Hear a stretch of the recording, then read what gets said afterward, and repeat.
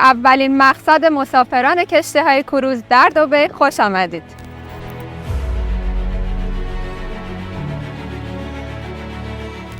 سلام، من مولود هستم و امروز میخوام اولین بندر باربری دبی رو به شما معرفی کنم.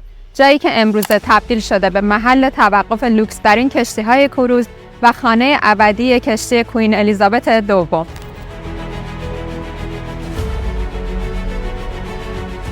بندر راشد و جزیره ماریتایم سیتی دقیقاً در شمال شرقی شهر دبی قرار گرفتند و تا خیابان شیخ زاید فقط 10 دقیقه و تا خیابان جمیرا فقط 5 دقیقه فاصله دارند. بندر راشد در سال 1972 بازگشایی شد و از اونجایی که به قلب تجارت دبی یعنی بازار دیره خیلی نزدیک بود، تا سال 2018 مهمترین بندر باربری در دبی محسوب میشد. اما از سال 2018 تمام کشتی‌های باربری به منطقه جبل علی منتقل شدند و کشتی‌های مسافربری و تفریحی اینجا جایگزین شدند. جالبه بدونید کشتی کوئین الیزابت دوم سال 2008 به این منطقه اومد و این آخرین سفر این کشتی عظیم‌الجثه بود.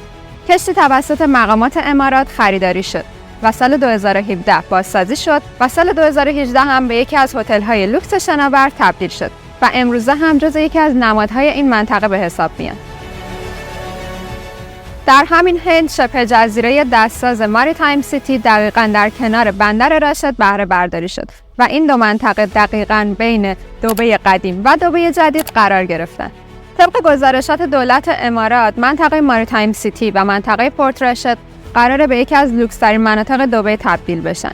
منطقه پورت راشد قراره فقط مسکونی باشه با امکانات بی‌نظیر و رستوران‌های متعدد.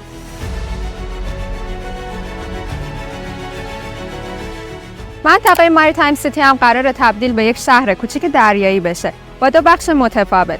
بخش اول شامل برج‌های بلند با ویو ابدی دریا میشه. برج‌های مسکونی، هتل‌ها، مرکز خرید رو در خودش جای میده و بخش دوم هم شامل منطقه‌های دانشگاهی میشه و مناطق صنعتی. تمام این موارد یعنی آینده درخشانی در انتظار این نقطه تلاقی بین بافت قدیم و بافت جدید شهر هستش. اگر قصد سرمایه گذاری با مالکیت 100% در این نقطه طلایی رو دارید، همین امروز با من تماس بگیرید تا سهمی در پروژه های مسکونی محدودی که در این منطقه ساخته میشه داشته باشید.